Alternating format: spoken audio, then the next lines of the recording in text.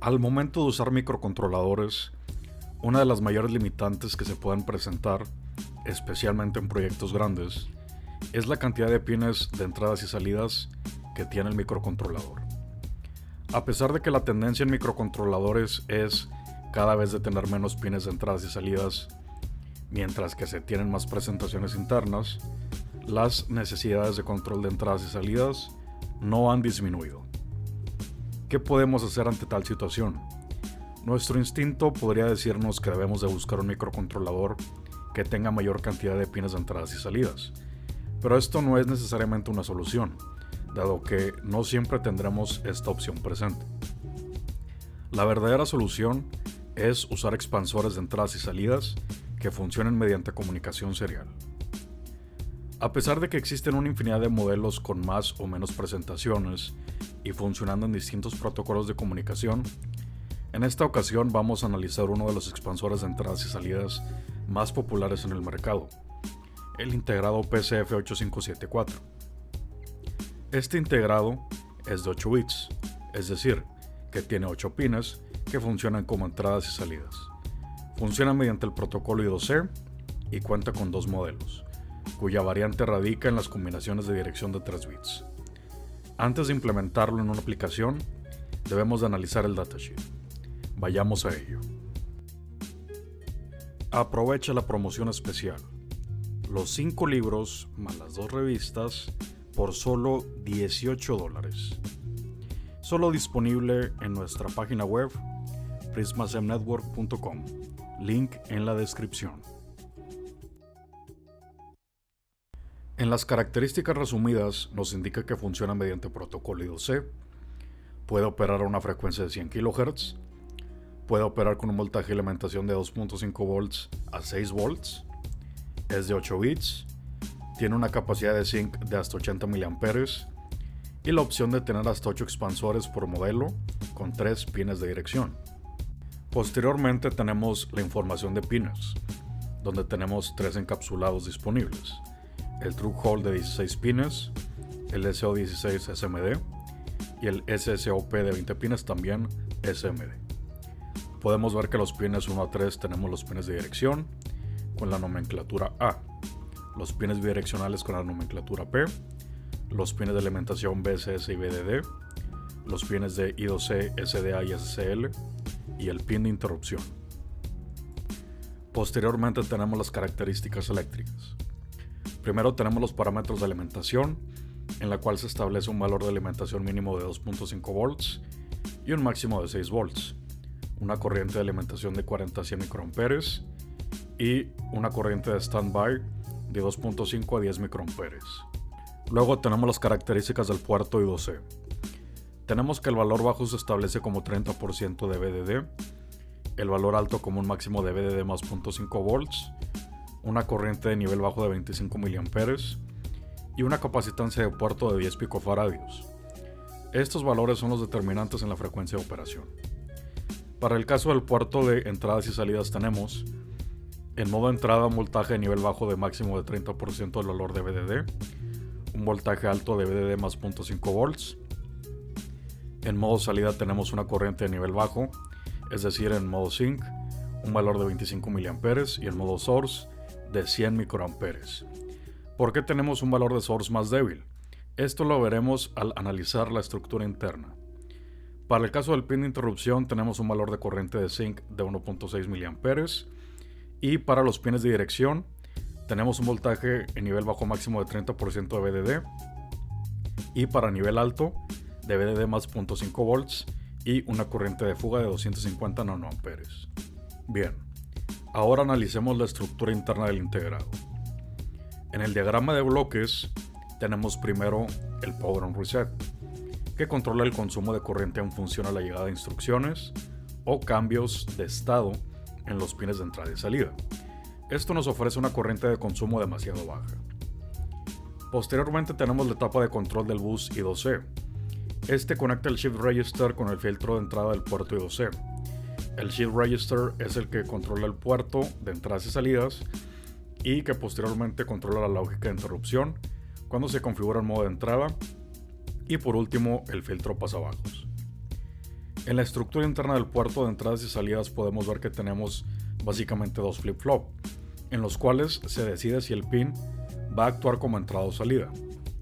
Al configurarse como entrada, tenemos que el pin se conecte directamente a dos secciones, al flip-flop de lectura y a la lógica de interrupción, quienes se van a estado alto al encontrarse un cambio de estado. Al estar en modo salida, el flip-flop de salida activa los transistores en configuración push-pull, pero aquí es donde se encuentra un detalle importante. El detalle es que esta configuración bidireccional en realidad es cuasi bidireccional, es decir, que el estado de push únicamente soporta 100 microamperes, mientras que en el pull podemos soportar hasta 25 miliamperes sin problemas. 100 microamperes es una cantidad de corriente extremadamente limitada, por lo que debemos de tenerla en cuenta al momento de controlar salidas. Por ejemplo, si controlamos diodos LED, la única manera de poder hacerlo es configuración OpenSync. En caso de que usemos las salidas para controlar transistores, por ejemplo, tenemos que implementar resistencias en modo pull-up, cuyo valor va a depender de la corriente que necesitemos en estado alto. Ya que conocemos las características de operación y conocemos la estructura interna, es hora de aprender cómo implementar este expansor. Ya ofrecemos servicios de diseño. Deja tu proyecto en manos profesionales. Tanto diseño de hardware, manufactura y diseño 3D, así como software, desarrollo de apps, aplicaciones de PC, páginas web y backend. Podemos realizar cualquier tipo de proyecto para cualquier tipo de aplicación. Envía un email a prismasemnetwork.contacto@gmail.com para obtener una cotización.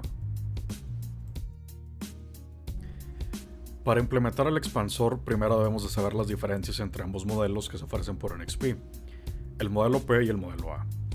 La diferencia entre ambos modelos recae en la configuración de dirección, mientras que al ser de 3 bits nos permite implementar en un mismo puerto 8 expansores. Al tener dos modelos diferentes, nos permite usar hasta 16 expansores en un mismo puerto, 8 de la variante P y 8 de la variante A. Entonces, primero debemos de conocer el valor de dirección. Este lo podemos encontrar en las tablas ofrecidas por NXP en este mismo datasheet. Para este ejemplo vamos a utilizar únicamente el expansor variante P. Podemos ver que tenemos 8 valores distintos, correspondientes a los 8 valores obtenibles con las distintas configuraciones digitales de los puertos A0 a A2. El valor de dirección para escritura o lectura cambia en función a la dirección, obviamente, y también se nos muestra el valor de 7 bits sin el bit de lectura y escritura. En este caso vamos a utilizar dos expansores, por lo que necesitamos dos valores de dirección distintos. Al primer expansor lo colocaremos en 000 y el segundo en 001. Por ende, para el expansor 1 tendremos un valor de dirección de 7 bits de 20 en hexadecimal, y para el expansor 2 tendremos un valor de dirección de 7 bits de 21 en hexadecimal. Ahora veamos la forma en la que tenemos que controlar los expansores por el puerto I2C. El expansor 1 lo usaremos como control de salidas, por lo que debemos de ver las instrucciones para el caso de escritura. Primero debemos de enviar la dirección de esclavo. En este caso es de 20 en hexadecimal más el bit de definición de escritura o lectura. Como es de escritura lo dejamos en 0. Al ser ahora un byte completo, el valor hexadecimal es de 40. Posteriormente tenemos un valor de dato. Aquí simplemente enviamos el byte hacia el expansor correspondiente al puerto. Y ya terminamos la comunicación. Para el expansor 2, como lo usaremos en control de entradas, debemos de ver el caso de instrucciones para el caso de lectura. En este caso, al ser modo lectura, debemos de enviar primero la dirección de esclavo. Habíamos establecido que en este segundo expansor tendríamos una dirección de 7 bits de 21 en hexadecimal. Pero al estar en modo lectura, el bit de read-write está en alto, por lo que el byte completo equivalente en hexadecimal es de 43. Posterior al acknowledge, el expansor va a enviar el byte correspondiente a la lectura del puerto. Ahora, podemos ver que, en este caso, podríamos tener un problema respecto a la sincronización. ¿Cómo vamos a saber cuándo realizar la lectura? Para esto funciona el pin de interrupción. Cuando existe un cambio en el puerto, es decir, cuando cualquier pin cambia de estado, el pin de interrupción se va a estado bajo, indicando que hubo un cambio al maestro, por lo que significa que es hora de realizar la lectura para ver qué puerto sufrió un cambio de estado. Bien, podemos ver que el método de control es realmente simple. Ahora toca ver en acción a los expansores, viendo el análisis de comportamiento y las señales del puerto I2C. Antes de continuar, si no tienes conocimiento sobre cómo funciona el puerto I2C, es necesario que veas primero los videos dedicados al protocolo en mi canal. Sus links estarán en la descripción. Bien, primero tenemos la presentación del circuito. Tenemos un simple sistema de control de 3 LEDs usando 3 botones, con 2 expansores, cada uno obviamente con diferentes direcciones de esclavo. El primero es para las salidas y el segundo es para las entradas. Podemos ver que al momento de presionar los botones se prenden los LEDs correspondientes a cada botón. El 1 para el 1, el 2 para el 2 y el 3 para el 3. Podemos ver que podemos presionar múltiples botones al mismo tiempo y tenemos igualmente el mismo efecto de salida como lo tendríamos convencionalmente. Entonces podemos ver que tenemos una funcionalidad completa sin problemas para implementarlo en nuestros diseños. Bien, ahora podemos ver cómo estamos decodificando la señal de I2C para ambos expansores. Recordemos que el 20 en hexadecimal es el puerto de salidas y en 21 es para las entradas. Tenemos la señal de arriba, la amarilla es los datos y la de abajo es la de reloj. Aquí podemos ver el flujo de los comandos que se envían. Primero se envía el de escritura, posteriormente se envía el de lectura del expansor de entradas y luego ya se reciben los datos. Esta es una distinción que hay que realizar. Posterior a enviar la instrucción de lectura, te envían los datos. No es exactamente al mismo tiempo, por lo que pudiera haber un problema en caso de entradas de muy alta velocidad, pero pues en este caso no lo es. Podemos ver que es un stream de datos muy sencillo. La verdad es que implementar este expansor es demasiado fácil. Esta es una de las características que lo hace tan atractivo para cualquier tipo de diseño, aunque obviamente hay que tener en cuenta que tal vez en la parte de código no pueda ser tan sencillo para principiantes, pero no es nada fuera del otro mundo. La verdad es que hay otros expansores que pueden ser un poco más complicados, pero en este caso tenemos un expansor que es muy sencillo, es barato y es demasiado útil. Podemos ver de nuevo el stream de datos. Y bueno, esto es todo lo que hay que revisar en la sección de la señal para los expansores. Bien, ya que conocemos por completo este expansor, debemos de llegar a la conclusión. ¿Cuándo nos es útil este integrado?